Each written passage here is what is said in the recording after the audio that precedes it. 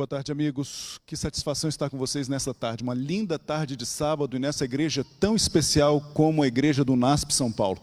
E numa data ainda mais especial que é na abertura da igreja, na reabertura, em um ano tão difícil, em um ano tão diferente. Mas graças a Deus por todos vocês. Muito obrigado também pelos conjuntos musicais. Que música, que música. Que privilégio ouvir o Novo Tom. Que privilégio ouvir o Prisma Brasil. E também tocar com Metal e Companhia. Gostei muito, obrigado pelo convite. E nesta tarde, vamos conhecer e vamos conversar sobre um tema que somos muito pouco habituados a conversar sobre ele, mas nós falamos sobre ele a todos os momentos. O título dessa palestra é As Ideias Têm Consequências. O título não é meu. O título vem de um livro de um homem chamado Richard Weaver, que escreveu esse livro em 1948. Então, o título não é original meu, não, mas o título é verdadeiro e é importante, é por isso que eu quero usá-lo. Mas é a única coisa do livro que eu quero falar, é o título.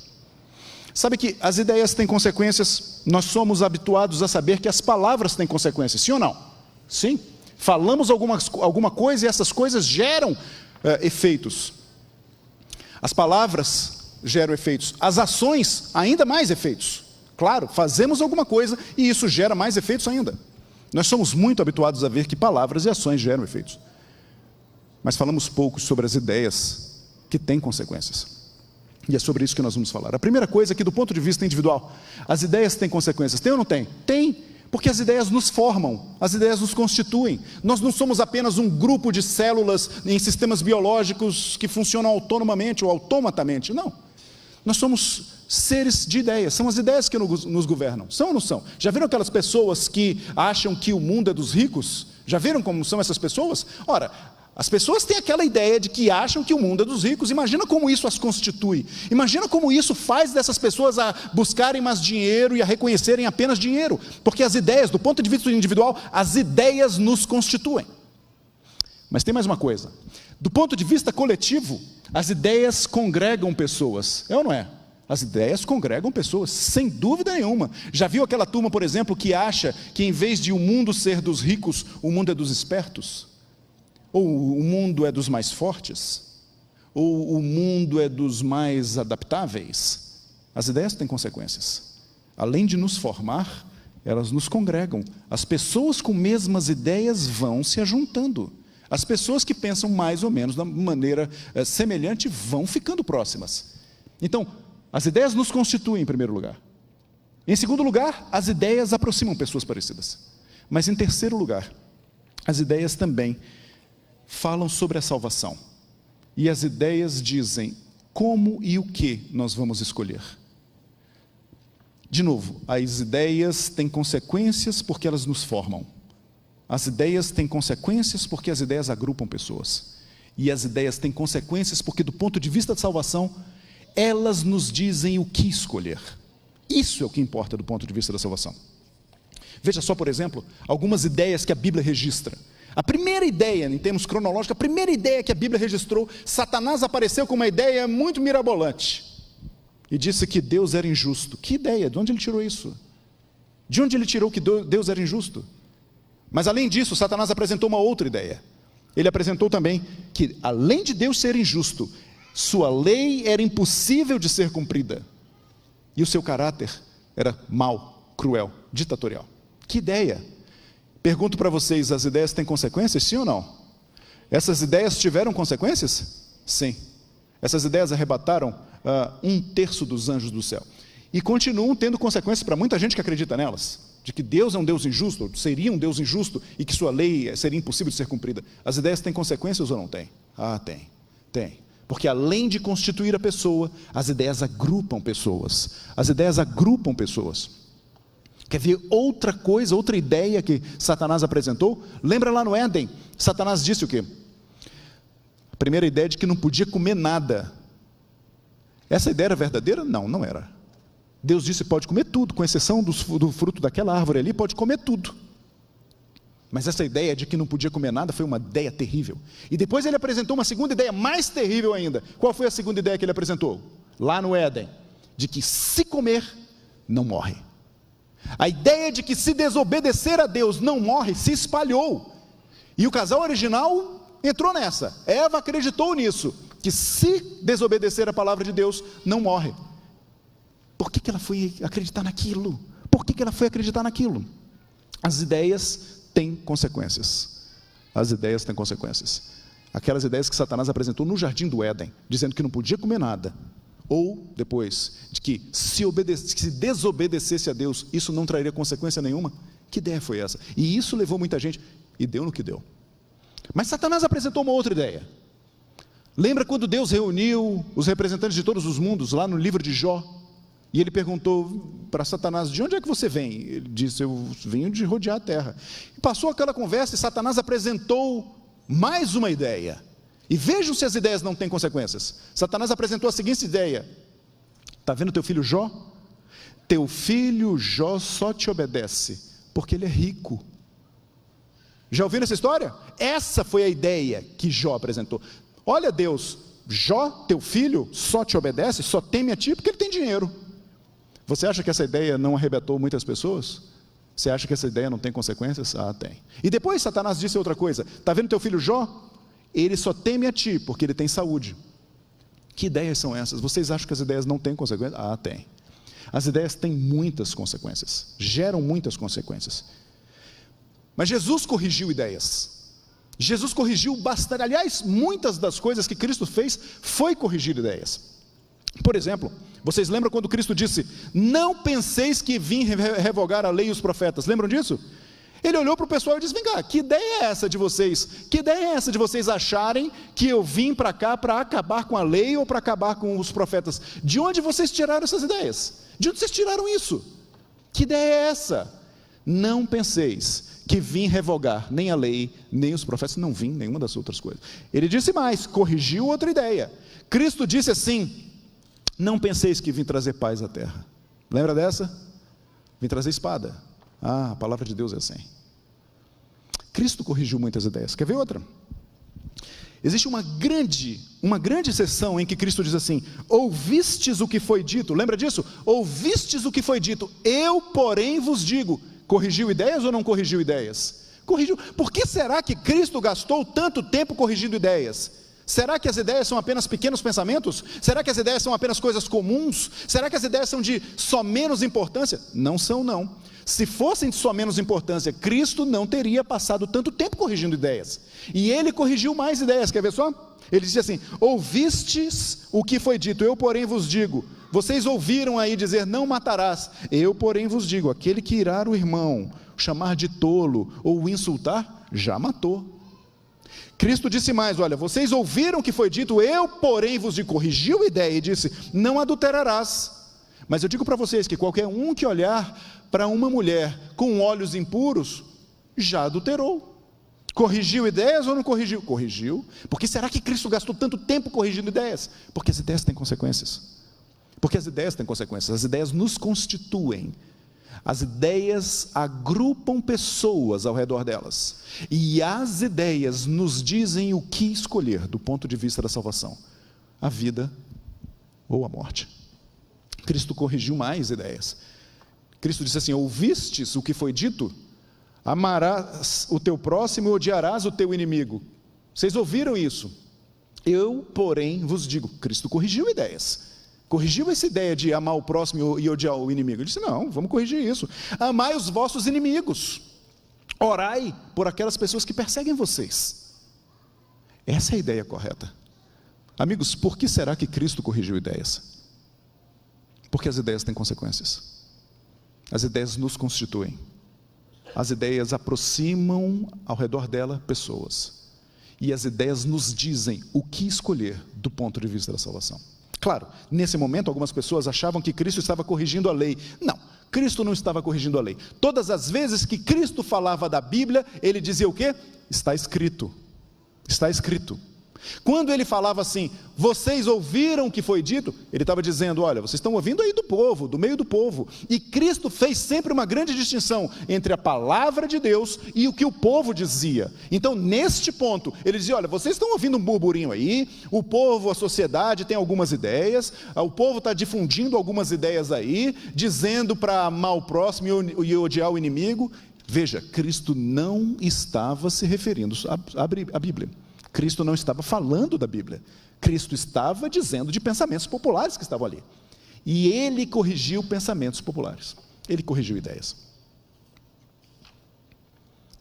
Sabe que as ideias puras, corretas e boas são as ideias que Deus nos diz na sua palavra. São ou não são? Vamos lembrar de algumas dessas ideias.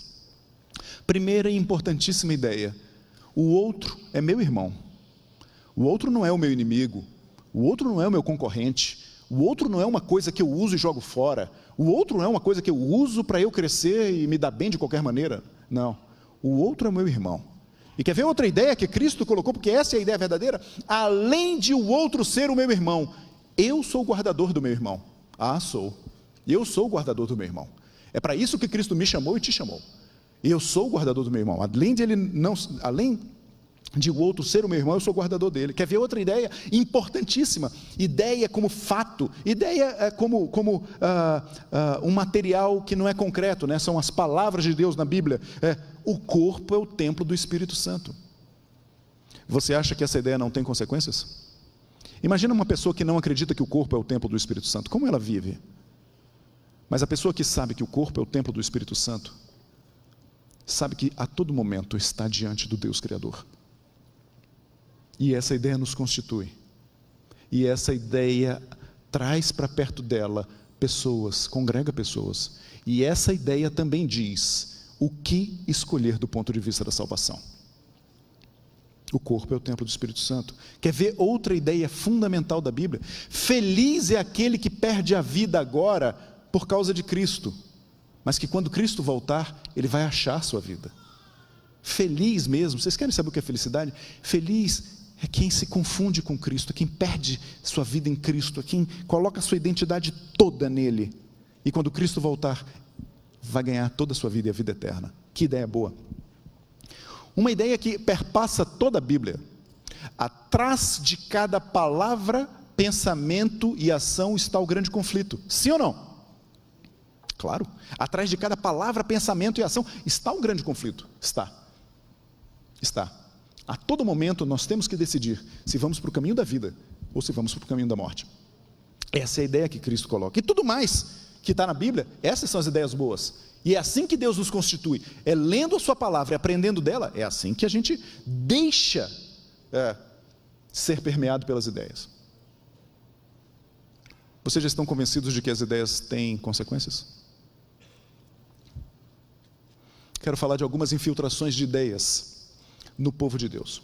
Se você abrir a sua Bíblia, ali na mensagem que Cristo manda à igreja de Pérgamo, Apocalipse capítulo 2, verso 14, você abre a sua Bíblia, se você ler ali, Cristo faz um diagnóstico da igreja, Cristo faz um elogio à igreja, Cristo conversa com a igreja, mas ele tem uma coisa a dizer para ela, ele tem um senão com essa igreja. Apocalipse capítulo 2, verso 14, ele diz assim: tenho todavia contra ti algumas coisas, pois que tens aí os que sustentam a doutrina de Balaão. Ora, quais eram as ideias de Balaão? Quais eram as ideias de Balaão? Primeiro, Balaão provocava divisão na igreja. E segundo, Balaão levava ruína aos filhos de Deus. Ele armava ciladas para os irmãos caírem. E mais, Balaão armava tais ciladas para as pessoas comerem comidas sacrificadas aos ídolos. Vocês acham que é novidade ideias estranhas entrarem no povo de Deus? Está aqui, no período da igreja de Pérgamo, já havia as ideias de Balaão. E tinha gente no meio do povo de Deus que estava acreditando nessas ideias e difundindo tais ideias. Apocalipse capítulo 2, verso 14, infiltração das ideias de Balaão. Continuando, e diz assim então: tenho todavia contra ti algumas coisas, pois que tens aí os que sustentam a doutrina de Balaão, o qual ensinava a Balaque a armar ciladas diante dos filhos de Israel, para comerem coisas sacrificadas aos ídolos e praticarem a prostituição. Que ideias são essas? São as ideias de Balaão, que estavam no meio do povo de Deus, na época da igreja em Pérgamo. Veja só outra coisa, no verso 15 ele continua: outros sim, também tu tens os que da mesma forma sustentam a doutrina dos nicolaítas. Veja só essa doutrina dos nicolaítas. Sabe qual era a doutrina dos nicolaítas? Era um conjunto de ideias que dizia mais ou menos assim: os atos do corpo não afetam a pureza moral e não têm consequências para a salvação. Você acredita nessa ideia dos nicolaítas? Que os atos do corpo não têm consequências para a pureza moral e para a salvação? Que ideia era essa dos nicolaítas? E essa ideia dos nicolaítas estava no povo de Deus. Estava no povo de Deus aqui, no tempo da igreja em Pérgamo. Então não é novidade que ideias muito erradas infiltrem o povo de Deus. Isso não é de hoje. Doutrina dos nicolaítas. Veja mais. Veja, por exemplo, a carta de Cristo à igreja de Tiatira, ainda no capítulo 2. Quando ele fala à igreja de Tiatira, no verso 20, ele diz assim: tenho, porém, contra ti o tolerares que essa mulher Jezabel, que a si mesmo se declara profetisa, não somente ensine, mas ainda seduz os meus servos a praticarem a prostituição e a comerem coisas sacrificadas aos ídolos.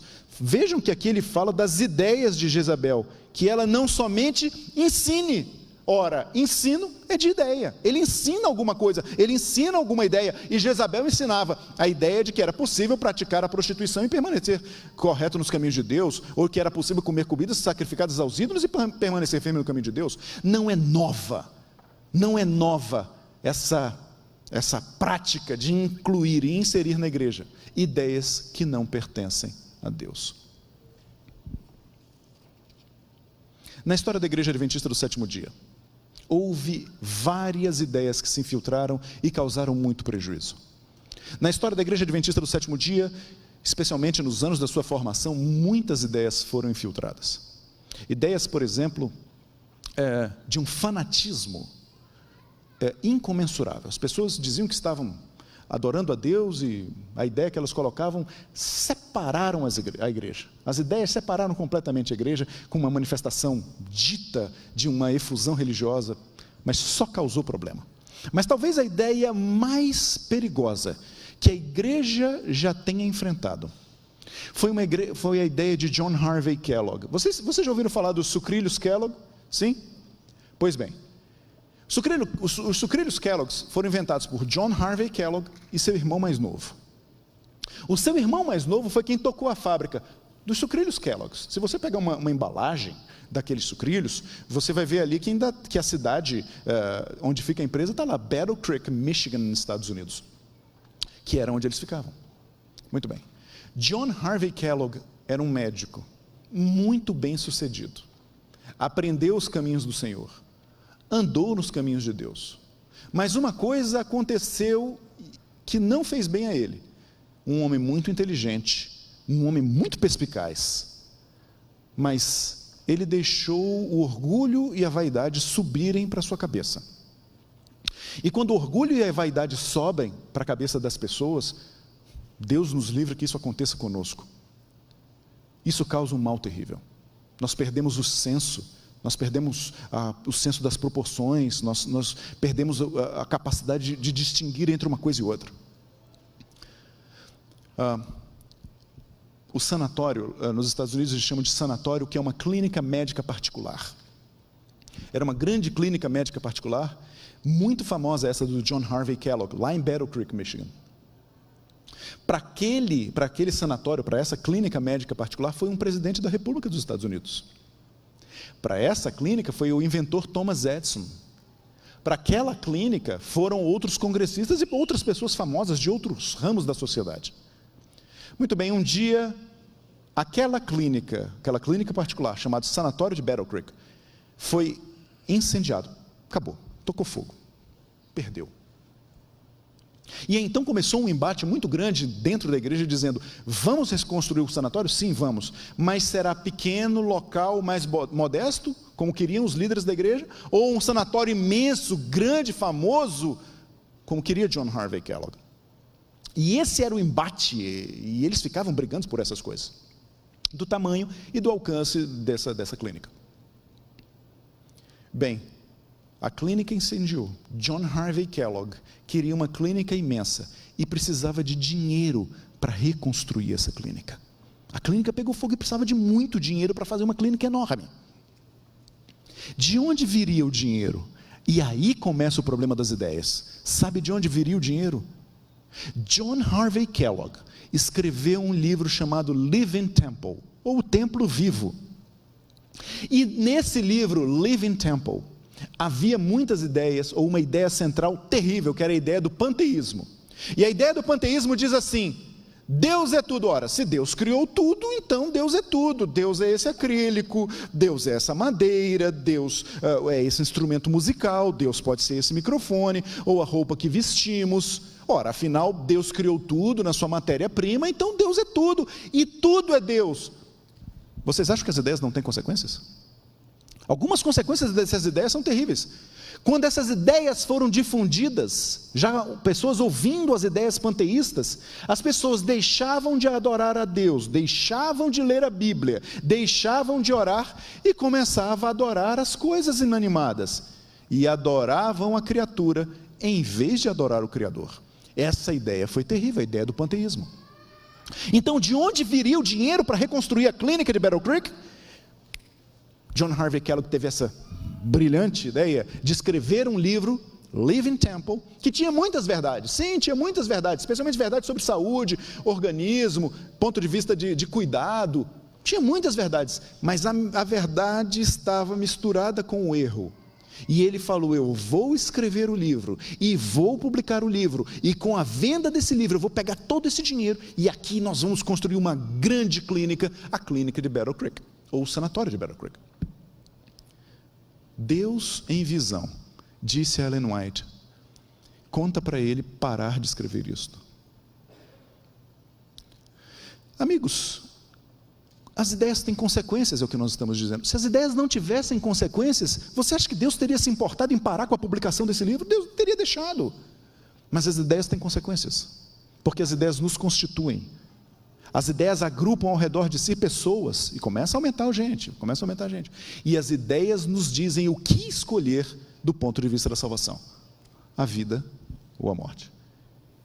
Ellen White falou com John Harvey Kellogg e disse: para com isso, para com os teus planos de publicar esse livro. E mais, John Harvey Kellogg queria publicar esse livro na publicadora da igreja, no parque gráfico da Review and Herald. Imagina! E ela disse: para com isso. E John Harvey Kellogg fez-se de desentendido, dizendo: não vou publicar, não tem nada não. E Ellen White disse: tem sim, que eu já vi. Deus me mostrou em visão as placas de edição, eram placas, eram chapas para imprimir, e ela disse: eu já vi, não adianta querer me enganar, para com isso. Não estou fazendo nada não vou imprimir nada. E Ellen White disse: para, porque as ideias desse livro fazem mal do ponto de vista da constituição do indivíduo, fazem mal no agregar das pessoas, e fazem mal no escolher da salvação. Ele levou seu plano em seguida, ele seguiu com seu plano, um plano que Deus não aprovava, de ideias que Jesus não aprovava, mas ele seguiu. E quando tudo estava preparado, as chapas de impressão prontas dentro da publicadora, para que no outro dia começasse a impressão,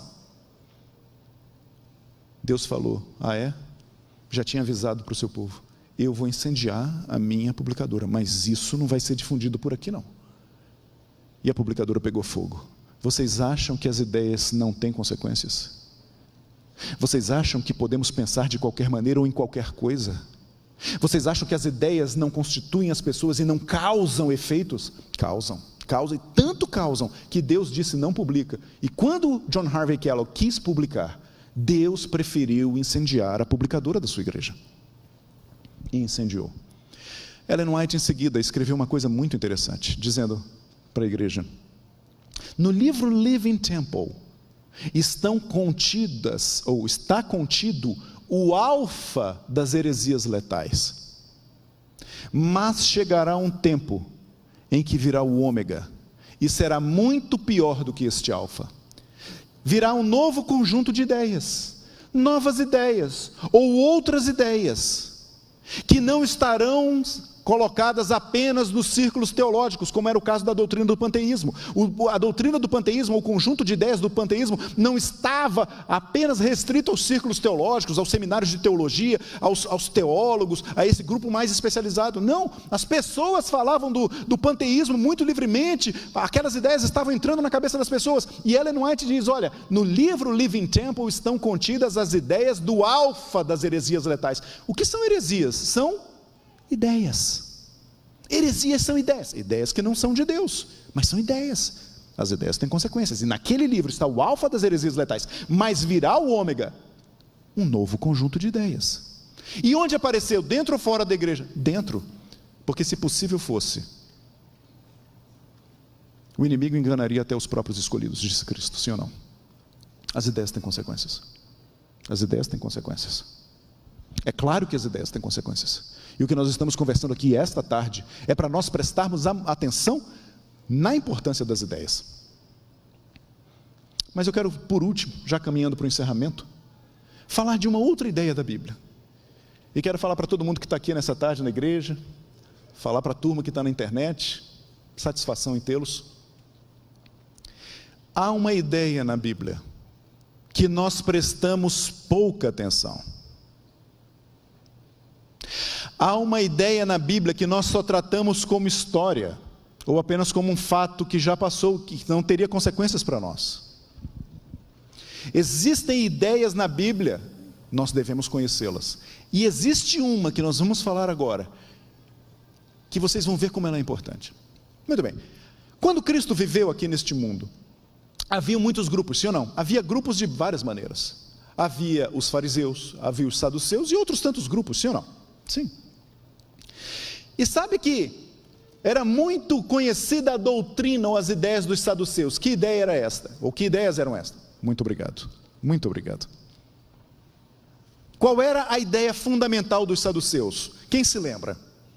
Os saduceus diziam que não havia ressurreição. Lembra disso?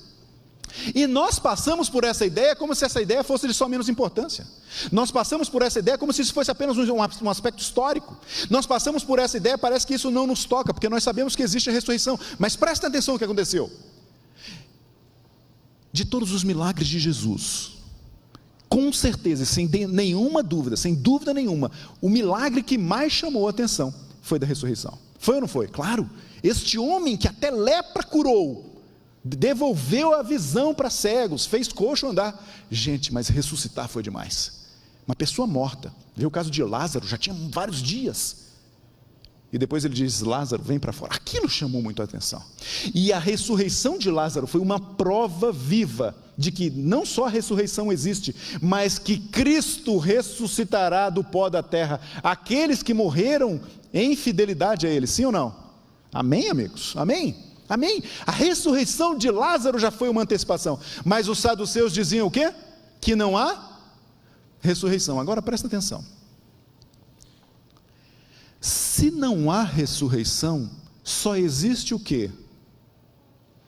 Só o aqui e agora.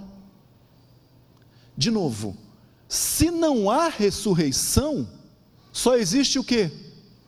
Só existe o aqui e agora. E esse mundo em que vivemos está cheio de gente que continua pregando a doutrina dos saduceus sem saber. Nesse mundo está cheio de gente dizendo que não há outra coisa a não ser o aqui e agora. Ora, se não existe ressurreição, só existe esse mundo, só existe o aqui e agora. Vivamos e bebamos e comamos, porque só existiria o aqui e agora. Tem gente que vive como se Deus nem existisse. Tem gente que vive e parece que a palavra de Deus não diz nada a ela. Sabe por quê?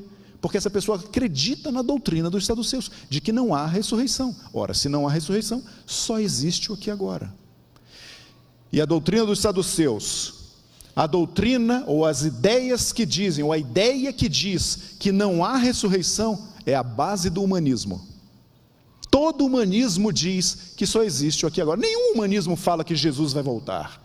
Nenhum humanismo fala de perdão dos pecados. Nenhum humanismo diz da nova vida na nova terra eternamente. Não, a base do humanismo é de que não há ressurreição, de que só há o aqui e agora. Esta é a ideia mais complicada que ainda reside no nosso meio. Abra sua Bíblia em Salmos 101 e vamos ver o conselho de Davi para nós hoje a respeito das ideias.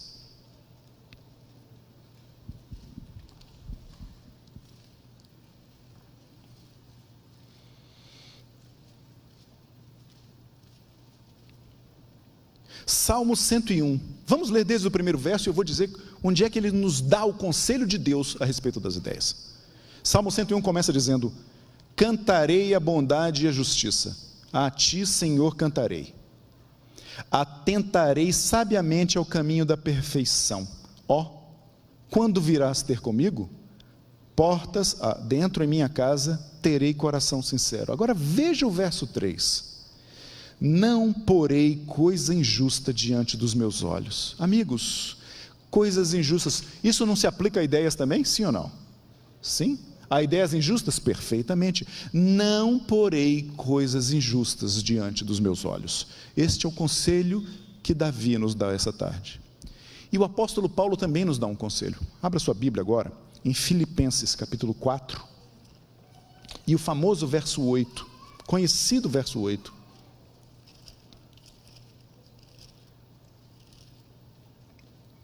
Que conselho, que conselho. Paulo diz assim: finalmente, irmãos, tudo que é verdadeiro, tudo que é respeitável, tudo que é justo, tudo que é puro, tudo que é amável, tudo que é de boa fama, se alguma virtude há e se algum louvor existe, seja isso que ocupe o vosso pensamento. Sejam essas coisas o que ocupem os nossos pensamentos. Quando Cristo estava perto da cruz, os discípulos o chamaram e disseram, perguntando: mestre, que sinal haverá da tua vinda? Dize-nos qual vai ser o sinal. E Cristo novamente corrigiu a ideia, dizendo: não vai ser um sinal, serão vários sinais. Lembram disso? Nação contra nação, reino contra reino, guerra e rumor de guerra, o amor vai se esfriar. Isso está lá em Mateus capítulo 24, a partir do verso 1, você pode ler isso aí. Mas você se lembra o que ele disse exatamente depois que os discípulos perguntaram? Os discípulos perguntaram: mestre, que sinal haverá da tua vinda? E o que Cristo respondeu? Vede que ninguém vos engane. Ora, engano é ideia. As ideias têm consequências. O que Cristo está fazendo, a Bíblia toda está fazendo toda hora, é manter a nossa consciência limpa, tal qual diz Filipenses capítulo 4, verso 8. Vede que ninguém vos engane. Quando os discípulos perguntaram do sinal da volta de Jesus, além dele dizer que não era um, eram vários sinais, ele disse: vede que ninguém vos engane. Nós estamos vivendo, queridos irmãos, num momento muito interessante da história. É um privilégio para nós, povo de Deus, viver esta pandemia no sentido de saber que vários desses sinais, que ainda não significa ser o fim, mas passar por uma coisa como essa. E eu gostaria de pedir para a turma lá da central de som, de imagem, para projetar um único slide. Eu quero ler com você esta frase que Ellen White escreveu no Testemunho para a Igreja, volume 5, e que isso sirva para nós hoje como encerramento desta fala, e sirva também para uma reflexão muito profunda. Vamos ver o que está escrito.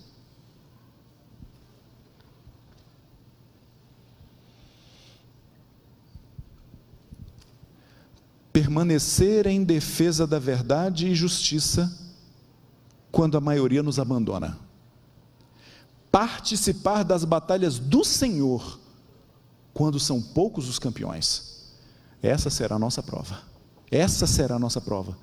Naquele tempo, devemos tirar calor das friezas dos outros. Volte mais. Coragem da sua covardia e lealdade da sua traição. De novo, qual vai ser a nossa batalha? Permanecer. Falo para pessoas aqui hoje à tarde que talvez tenham pensado em deixar. A nossa primeira batalha vai ser permanecer em defesa da verdade. quando a maioria nos abandona. Em segundo lugar, nossa grande batalha será o quê? Batalhar as batalhas, ou participar das batalhas do Senhor, quando são poucos os campeões. Essa será a nossa prova. Isso aqui vai ser a nossa prova. E naquele tempo, quando isso acontecer, e se isso já estiver acontecendo com você, no seu meio, naquele tempo, deveremos tirar calor da frieza dos outros, coragem da sua covardia e lealdade da sua traição. Deus abençoe a todos, e que essa maratona seja uma bênção para a vida de todos. Amém.